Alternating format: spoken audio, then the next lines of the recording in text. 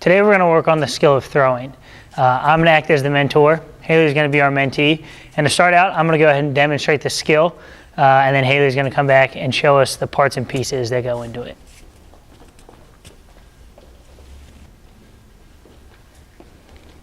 Haley's going to come back over.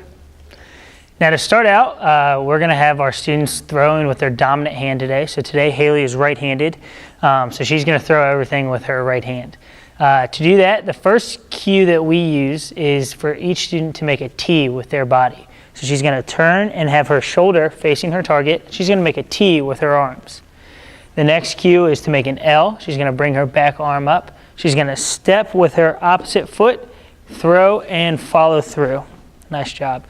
Again, Haley's going to make a T facing her target. She's going to make an L with her back hand. She's going to step, throw, and follow through.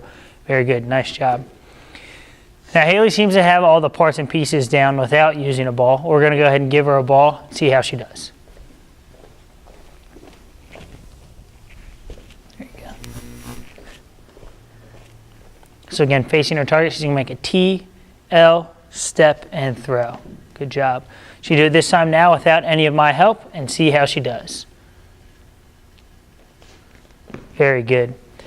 Now, some of the instructional strategies that we use with our students during the skill of throwing include demonstration that you've just seen, but we also like to change up the balls or objects that our students are throwing.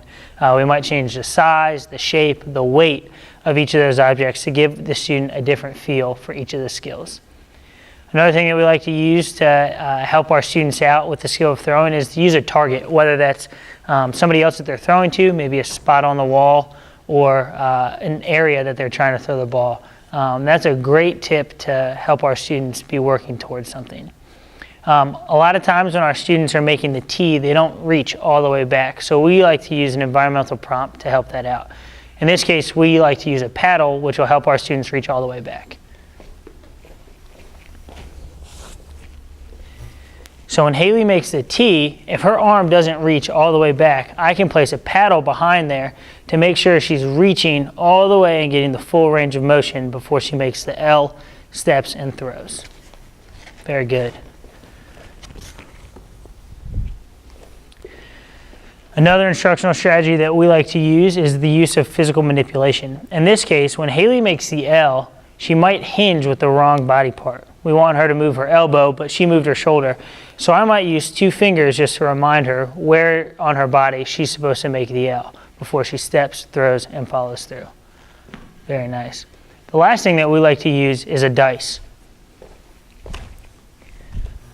The dice is helpful in using just a visual reminder for our students of how many repetitions they're expected to do of each trial. This is a great motivator and really allows our students to perform to a standard that we're looking for. That's all we have today with throwing. Thanks for watching.